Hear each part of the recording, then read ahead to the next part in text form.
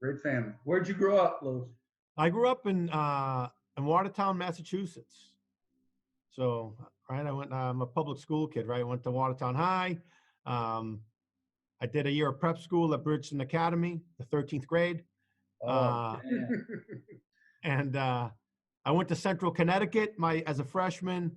And then I transferred to the Harvard of Western Mass, known as Westfield State. Now it's university. Back then it was Westfield State College. Yes. Dale Armstrong. We have like 7, 8, 9 ATF agents that went to Westfield. John Morris went there. Paul D'Angelo. There's a whole bunch. And they're obviously standouts. Exactly right. They're all right. We didn't go to on Carlos Lafayette University. Is he is in the Westfield State Criminal Justice Hall of Fame. Yeah, we strive for mediocrity at Camp Westy. Only the mediocre are always at their best. Right. Like, when we lived down in LA, did you own a car? Yes. Barely. He was like the only guy in LA who didn't have a car. I remember driving around. But you know what? We didn't.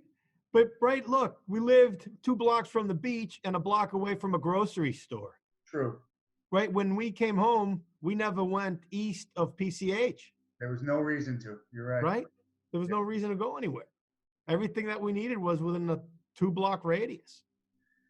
And we had a great like 5-year run, and you know, all good things come to an end, and especially if it's a bunch of feds together, people are going to transfer and leave. But we had a great crew down there in the what's it called, the South Bay? The South Bay, yeah. South Bay, and man, what a good time! Like Carlos said, man, we worked hard, we worked long, hard hours, and we partied hard. We were all young guys in our early 20s, just a great time, man. Great time. Yeah, I mean, right. There's a lot of things that we did then that you can't do now, right? The organizations have lost their sense of humor. Yeah. That's one way to put it, bro. Yeah. Very well said. Yeah, I found that out for sure. Yeah, all of us, you know. Yeah. What else you want to ask Carlos? That's how you guys are fellow alumni and all that. Yeah, I think the biggest thing is, you know, we end our show, we call it End of Watch, and we try to end it remembering officers, agents, you know, corrections officers who are killed in the line of duty. Is there anybody you want to give a shout out to? Yeah, well, you know, yeah, I mean, all of our agents, so,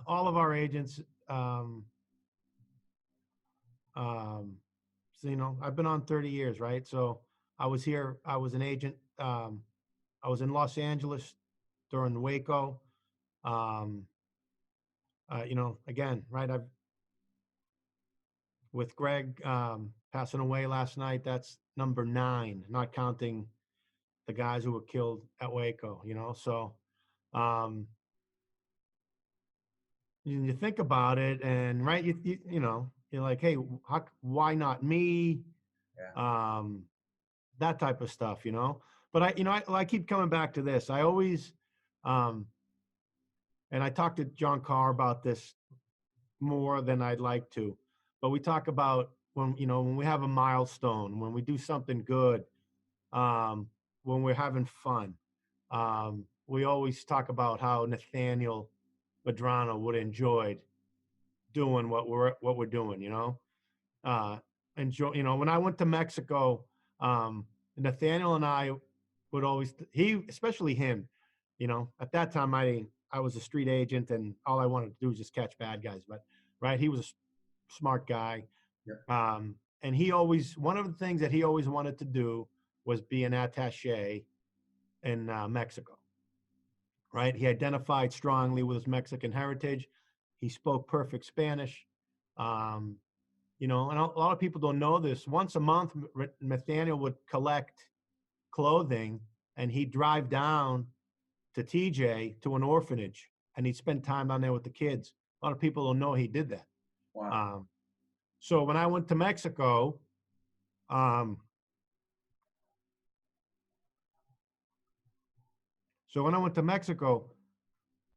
want to dedicate my time there to him.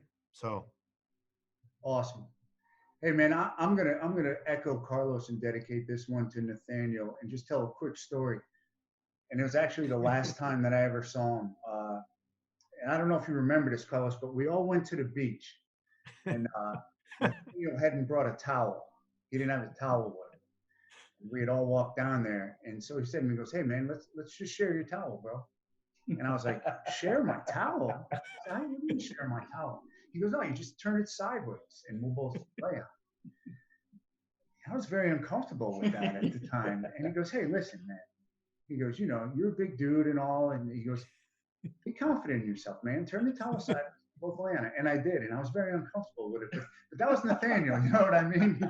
no, right. He was the guy was the best practical joker. Two quick stories. One, we were in the building, or not in LA. We're in the office, and at that time, the assistant director for ATF was there, and the SAC, George Rodriguez, and I forget somebody else. And they were walking down the hallway, and Nathaniel and I had come out of the office, and they were way down the hallway. And so we were walking to the elevator, and Nathaniel yells, "Hey," real loud, and he ducks in behind a wall. And they turn around. It's just me. It's just me sitting there in the hallway. Right? They're looking at me like I'm some kind of weirdo, right?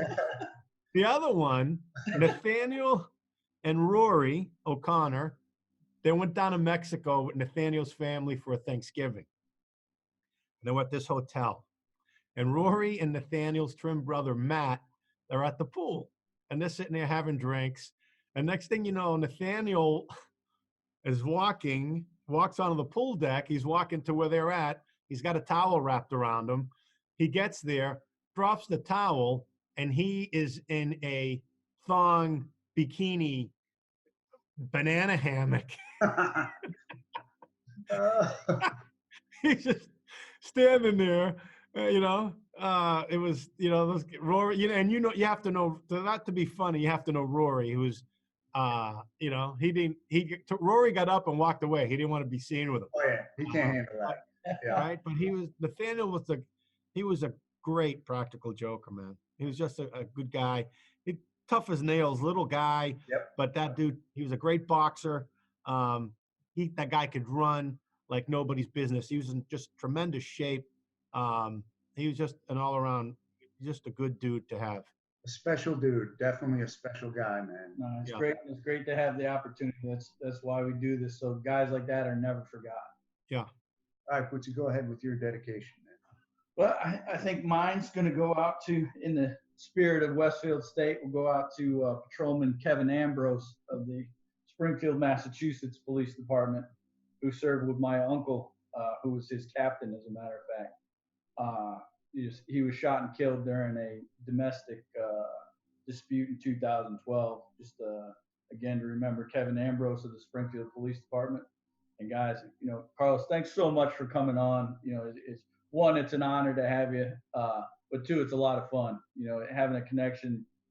We like to keep guys from our careers here, because this is what the law enforcement community needs. We need this communication to get, touch on the tough subjects. Yeah. Well, I'll tell you what, I love you, brother, man. It was great having you on. And, I told a lot of people, a lot of our mutual friends, that you were going to be on and everyone's going to be listening. Jay Dobbins is going to be our guest next week. And we're going to keep this up, having guys like you and Jay who have been there and done that and can talk about the tough issues because you've experienced it. And we just want to thank you, brother. You're one of the great ones.